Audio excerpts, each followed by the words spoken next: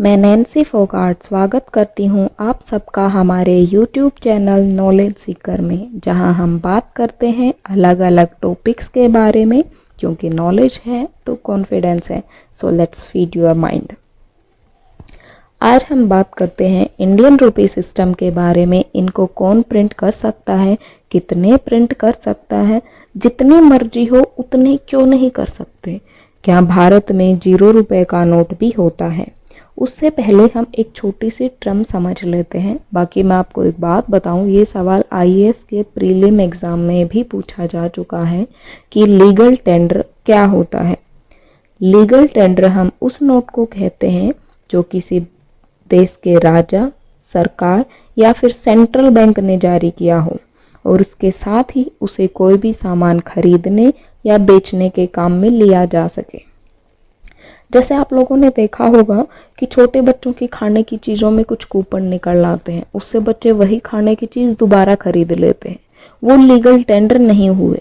क्यों? क्योंकि उससे हम खरीद तो सकते हैं, लेकिन उसे किसी राजा, सरकार या बैंक ने नहीं छपवाया है।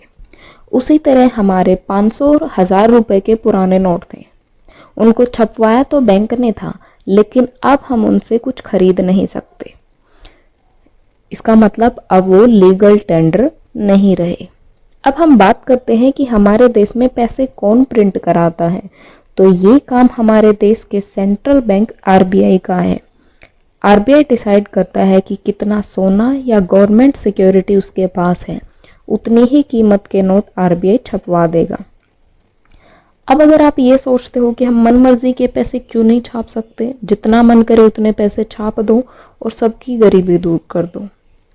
ऐसा इसलिए क्योंकि इससे हमारे रुपए की कीमत कम हो जाएगी। अगर आपने एनसीईआरटी की बुक पढ़ी होगी तो ये फोटो देखी होगी कि कैसे जर्मनी के लोगों को ब्रेड खरीदने के लिए भी ठेला भर भर कर वहां की करेंसी मार्क लेकर जानी पड़ रही थी और चूल्हे पर जलाने के लिए लकड़ी की बजाय मार्क ज़्यादा आसानी से मिल रहा था।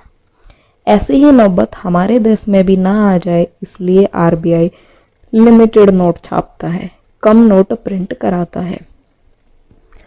हमारे यहाँ नोट तो आरबीआई प्रिंट कराता है, पर वो नोट 1000 रुपए का होगा, 2000 का होगा, किस कलर का होगा, उसके ऊपर क्या डिज़ाइन होगा, ये सारे फैसले सरकार लेती है। अब बात करते हैं 0 रुपए नोट के बारे में। हाँ, इंडिया में 0 रुपए का नोट भी होता है। अब आप पूछोगे 0 रुपए में कोई क्या खरीद सकता है, इसका क्या काम हुआ? तो दोस्तों, इसको कुछ खरीदने के लिए नहीं छपवाया गया था। 2007 में इसे फिफ्थ पिलर नाम के एनजीओ ने रिश्वत के खिलाफ जागरूकता फैलाने के लिए छपवाया था। ये नोट हमारे 50 रुपए के नोट के जैसा दिखता है, पर इसे सिर्फ एक साइड से प्रिंट करवाया गया होता है ताकि जाली नोट छापने का केस ना हो जाए। जैसे हमारे नोटों पर लिखा होता है, मैं धारक को 50 रुपए अदा करने का वचन देता हूँ, वैसे ही 0 रुपए के नोट के ऊपर लिखा होता है, 0 रुपए ना लेने की ना देने की कसम खाते हैं। फिफ्थ पिलर एनजीओ की वेबसाइट पर जाकर लोग 0 रुपए का नोट डाउनलोड कर सकते हैं। 2007 से लेकर 2014 तक 25 लाख से भी ज़्यादा 0 रुपए के नोट बांटे जा चुके हैं। अगर आप भी चाहो तो वहां से जाकर डाउनलोड कर सकते हो और अगली बार कोई रिश्वत मांगे तो ले जाकर रख दो कि ये है तुम्हारी कीमत, 0 रुपए।